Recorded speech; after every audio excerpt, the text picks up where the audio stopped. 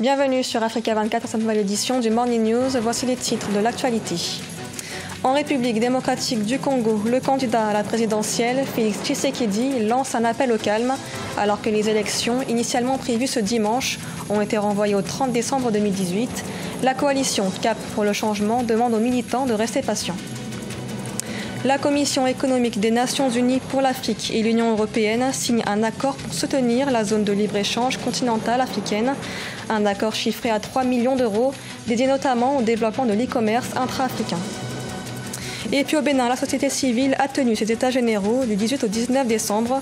Pendant 2 jours, les participants ont élaboré des mesures pour une meilleure implication de la société civile dans les politiques de développement du pays. Mais tout d'abord, cela fait 1 an que l'accord de paix a été signé au Congo entre le gouvernement et le chef rebelle Frédéric Binsamou, connu sous le nom de Pasteur Ntoumi, un accord signé le 23 décembre 2017 pour mettre fin au conflit dans la région du Poul. Toutefois, 1 an après, le bilan de l'accord reste contrasté. Malgré la collecte des armes des miliciens, des ONG réclament encore la justice et l'indemnisation des populations déplacées. En République démocratique du Congo, alors que les élections ont été renvoyées au 30 décembre 2018, le candidat à la présidentielle, Félix Tshisekedi, lance un appel au calme à ses militants, un message adressé lors d'un meeting de la coalition Cap pour le changement ce 21 décembre. Reportage de notre correspondant Jacques Amboka. Après l'annonce du report des scrutins prévus le 23 décembre, Félix Tshisekedi et Vital Kamerhe, qui ont tenu un meeting ce vendredi 21 décembre à la permanence de l'UDPS, ont demandé à leurs militants de garder patience. Nous prenons certaines positions qui seront peut-être contraires à vos attentes, mais vous devez savoir que tout ce que nous faisons sera toujours dans l'intérêt du peuple. Tant que vous nous soutenez, nous continuerons à vous servir.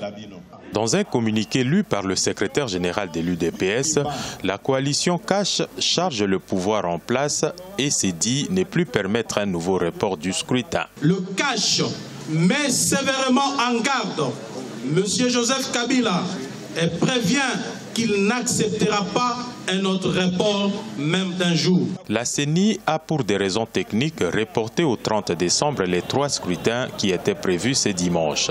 La coalition, le camp du changement, qualifie ces reports de manœuvres de la Commission électorale nationale indépendante. Mais aujourd'hui, on est assuré. On est assuré que les 30, s'il n'y aura pas élection, là c'est fini. Le peuple congolais se prendra en charge. Pour le camp du changement, la coalition qui soutient la candidature de Félix Tshisekedi à la présidence, la campagne doit se poursuivre jusqu'au 28 décembre, soit 48 heures avant la tenue des scrutins comme le stipule la loi électorale. Par contre, le président de la CENI a souligné ce jeudi 20 décembre que la campagne ne connaîtra aucune prolongation.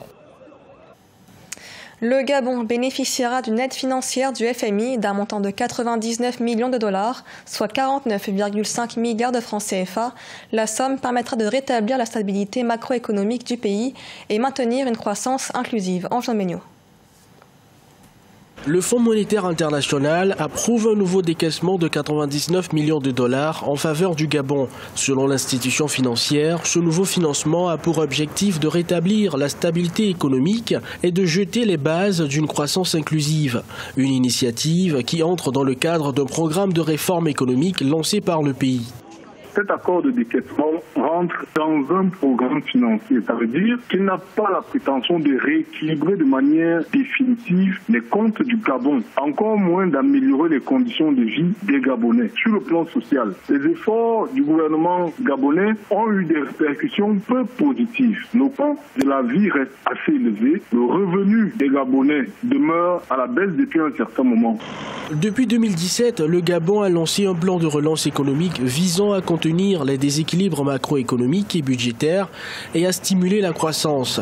Mais les efforts de diversification de son économie toujours dépendante des matières premières restent encore très limités.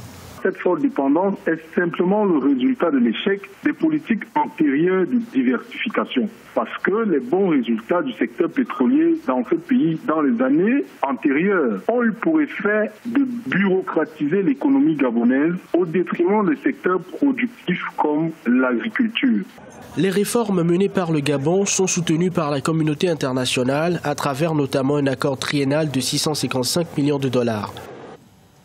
50 millions de dollars, c'est la somme accordée au Tchad par le Fonds d'Abu Dhabi pour le développement, une somme destinée au financement de plans de développement inclus dans le budget 2019, notamment dans le domaine de l'agriculture et l'élevage.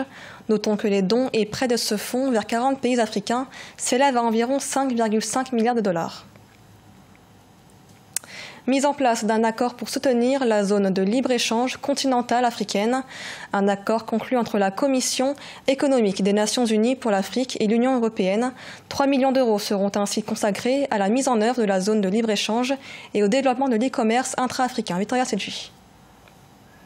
La Commission économique des Nations Unies pour l'Afrique et l'Union européenne ont signé un accord de 3 millions d'euros, soit 1,987 557 354 francs CFA. C'est dans l'optique d'appuyer les stratégies nationales de mise en œuvre de la ZLECA, zone de libre-échange continentale africaine, avec un accent particulier mis sur le numérique. Les objectifs du développement durable exigent que nous fassions passer le développement à l'ère numérique. Nous devons également intégrer le continent numériquement pour que l'Afrique soit plus diversifiée et plus prospère. Des spécialistes estiment que l'avenir de l'e-commerce en Afrique dépend du développement des réseaux numériques, télécoms ou électriques non encore acquis. Selon le cabinet McKinsey & Company, ce secteur pourrait peser 75 milliards de dollars en Afrique d'ici à 2025. Il y a beaucoup de défis que le continent doit remporter en matière d'infrastructures, que ce soit les infrastructures matérielles ou les infrastructures immatérielles. Les États africains doivent considérablement investir pour remporter le pari de la technologie, des fintech,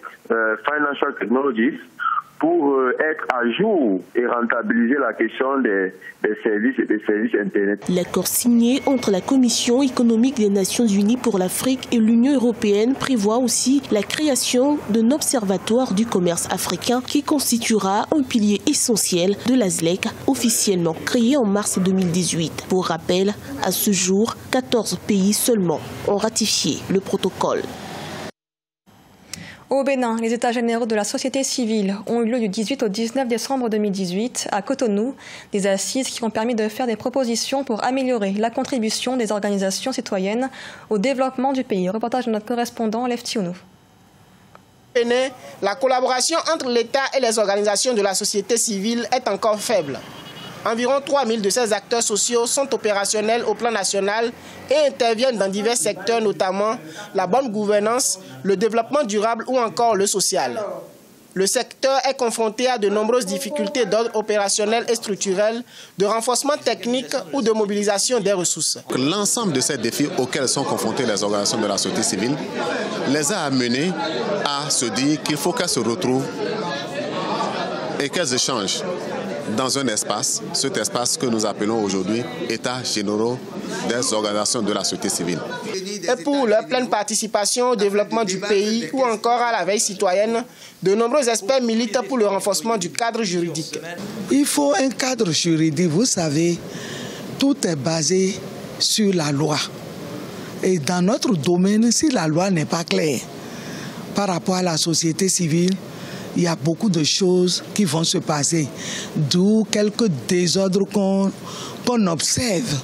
Il y a des gens, par exemple, qui ne sont pas enregistrés et qui existent comme société civile. Les acteurs de la société civile ont tenu du 18 au 19 décembre 2018 à Cotonou leurs états généraux. Ces assises sont axées sur le thème du recentrage du concept à la structuration et la professionnalisation de ces OSC pour un développement efficace. Ce journal a été réalisé par l'ensemble de la rédaction. Merci de l'avoir suivi. L'actualité continue sur Africa 24.